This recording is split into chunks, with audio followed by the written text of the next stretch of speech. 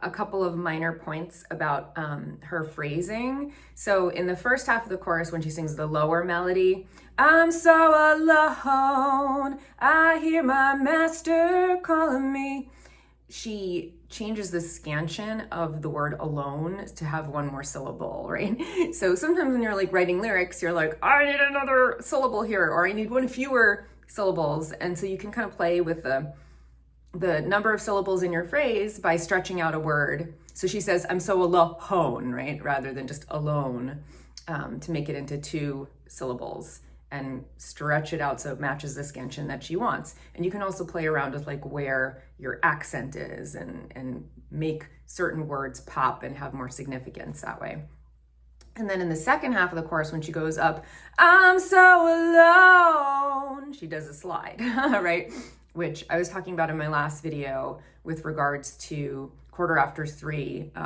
Their singer, Sarah, also does a lot of sliding, right? And that's very like reminiscent of like blues and jazz singing. Obviously, this does not sound like blues and jazz, but there are elements in there that are similar in the way that she's singing, using those slides from note to note that kind of call back to that genre.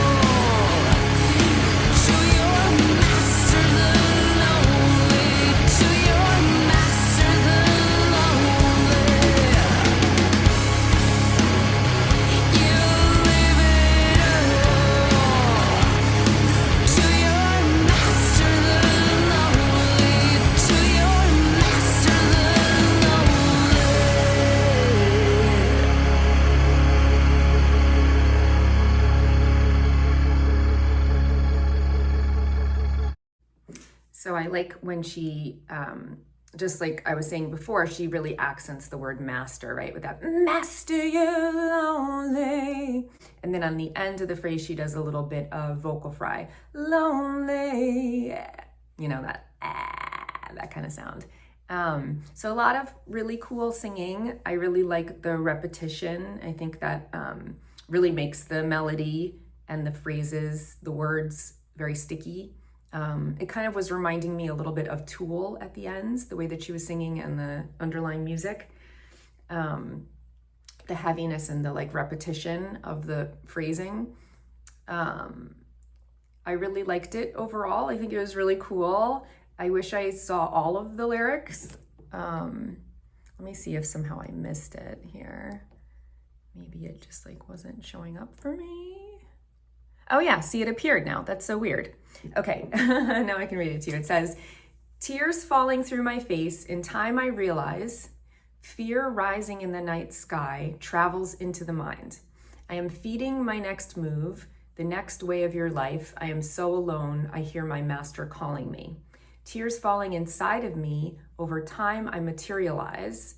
Light desire in the moon's eyes, attracting the mind through the gate. Now you go down. I am so alone.